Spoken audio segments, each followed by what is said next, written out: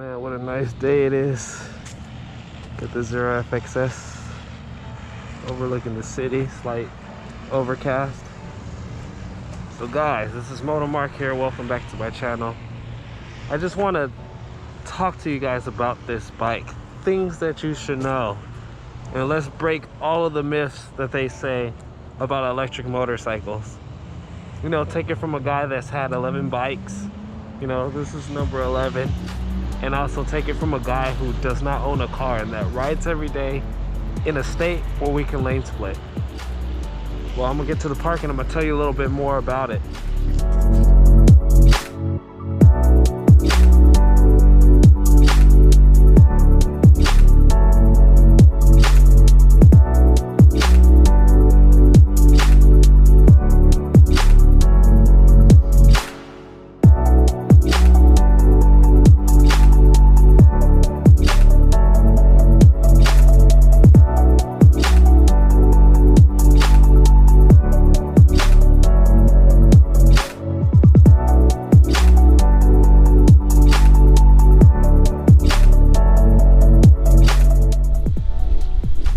Okay guys, the part of the video that we were all waiting for, the part where I talk a lot.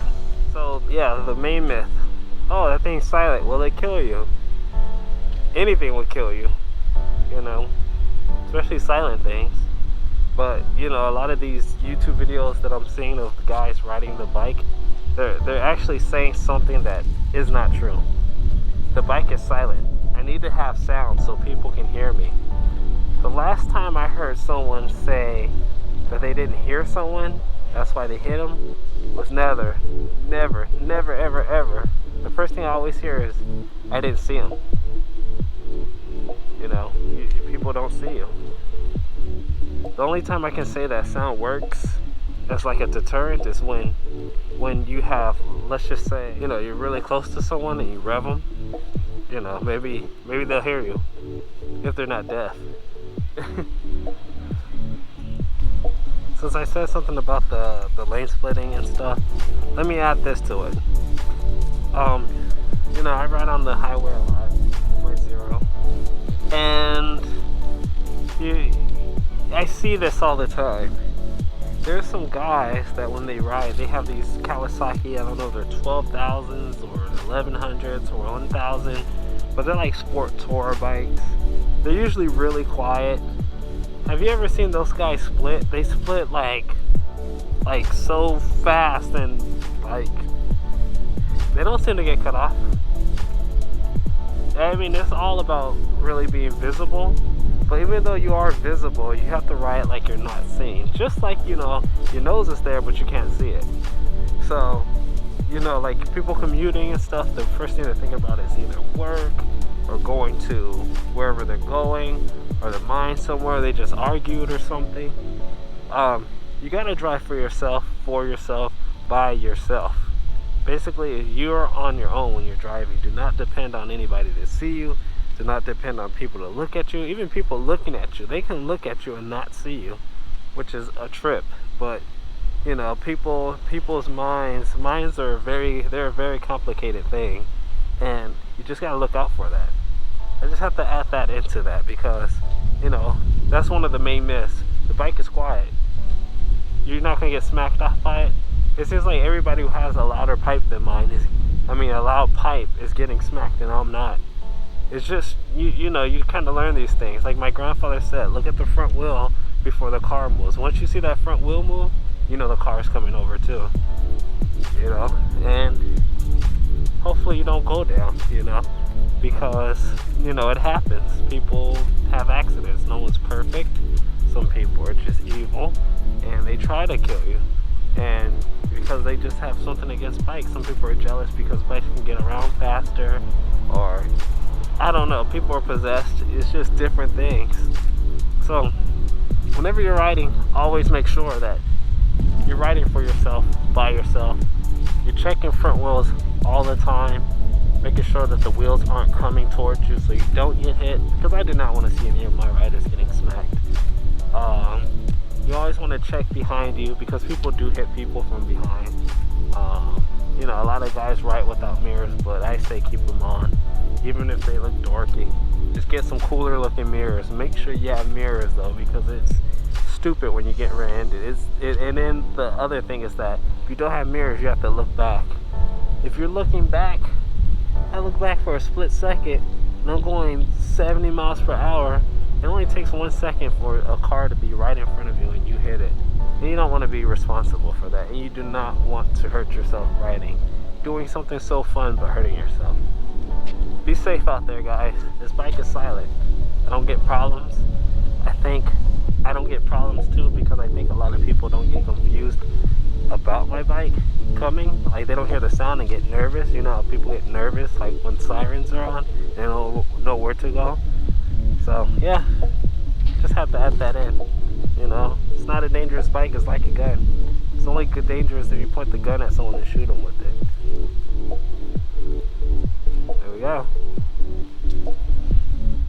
Yeah, so I'm over here at Kenneth Hahn Park. There's a beautiful Tesla Model X charging and the Zero sitting here. I should have brought my charge adapter, but you know, whatever. So remember, I have I have over 17,000 miles of experience on the Zero itself. You know, the Fun Zero, the FXS.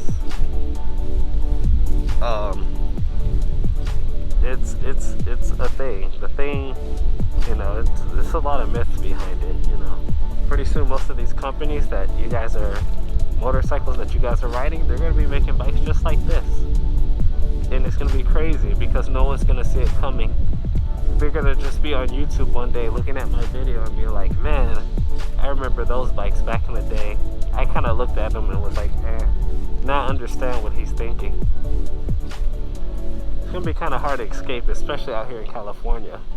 We have the electric vehicles, the top ones being built, the top selling motorcycles electric and the top selling electric cars. We have the Tesla and we have the Zeros, the two main companies. So let's talk about range anxiety. So when you get used to having an electric, you figure out how to deal with the range anxiety. You can do it two ways. You do like me and ride it to 0 a million times to figure out how far you can get after 0. Also, you could also do like, so what I do is, it's like a technique. It's like different thinking than gas. So most people coming from gas, they're gonna have range anxiety because they're used to riding the thing all the way till it dies and then filling it up. On a bike or electric vehicle, that's not the way you do it. The way you do it is you plug it in as much as you could, and whenever it's convenient, you plug it up. You try to plug it up at night. That's the main thing. Try to plug your bike up or car over up at night, and then when you wake up with a full tank. My everyday routine is I get up, bike is fully charged, I commute, the bike uses a little battery, and then I just plug it back in. And then when I get off, the tank is full again, just in case I have somewhere far that I want to go. That's the way I do it. Like, say you did this thing, like you try to do like a gas vehicle. You're gonna be like, so you're gonna charge it probably like once a week if you just commute on it, right? Like a 10-mile commute, maybe once a week, maybe. So you're literally gonna be there. You're gonna ride it all the way till it dies. You're gonna ride it all the way till it dies and then plug it in when it's full. It doesn't make sense to do it like that. Another thing you gotta think of, when you're riding the electric, you don't have to fill it up all the way. You gotta remember, most of the places that you're charging are free. So when you're riding electric, most of the places you're gonna charge are gonna be free. So that means it's gonna cost you $0 to charge your bike, unless you're charging at home or unless you're charging at a paid charge station, like a lot of charge point stations. So you gotta remember, you do not have to charge it all the way because it's not gonna be cheaper at another station. You know, you don't think of it like that. You just go ahead and continue riding it. Whenever you get where you need to go, you just plug it in. You know, it's that simple. It's kind of hard to wrap your mind around it at first, But once you get used to the style, the electric vehicle lifestyle, it's hard to go back. You know, a lot of my motorcycle friends are more like cavemen, and when they try this thing out, they want one because it puts a smile on their face. And you know, coming from a gas bike, you know, I love, you know, the vibration. I love being able to control the gearing. I love how wheelies feel when you're able to shift gears into it and stuff, and keep it in one gear and just kind of play around with it with the engine torque. But this thing has its own place. This thing, when you ride it, you feel the traction on the floor. It's smooth. When it slips, you actually can tell it slips because you can hear it and feel it. The acceleration's crazy. You don't have to shift in between, you know, in between gears. You pretty much just ride it. You ride it around and you don't worry about it. You don't have to worry about downshifting and being in the right gear to get where you need to go. Because my frustration too was on my commute to work, I would get in a gear that I like to be in, but then I would have to shift all the way down and then go all the way back up to the gear that I want to be in. But then at another night, I have to shift all the way back down. This, you don't have to worry about it. You just twist the throttle and go. So, you know, the gas thing, the manual transmission has a place. The automatic transmission has a place. It's not even an automatic transmission. It's just direct drive. It's just you twist the throttle when it goes. So, yeah, that's pretty much, that's what it is. That's how, you know, you get used to it.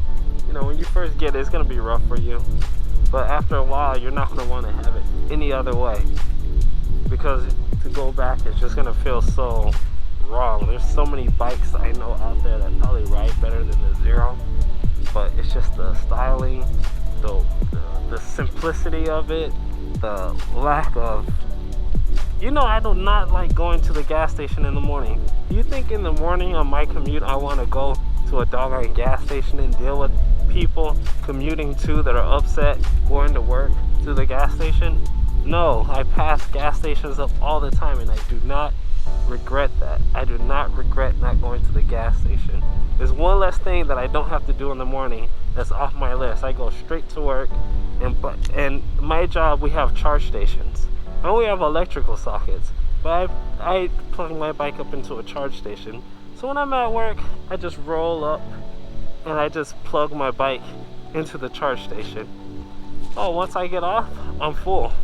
I don't have to think about anything. I just unplug my bike and just get going. I don't even have to warm it up. Like, it's just the simplicity. When you get older and want the finer things in life, you kind of, you know, you start gravitating towards it. You know, it's like me. I had 11 bikes. I probably blew up 4 of them, and I haven't blew this thing up yet. That says a lot. Yeah. So yeah, this is gonna conclude my video. If you guys like the video, don't forget to thumbs up. If you're new to the channel, definitely subscribe for more. This is a different style. Usually I do videos where the camera's on my helmet, as you can see with my mounts that I have. But yeah, new setup. Hope you guys like it, and I'll see you in the next video.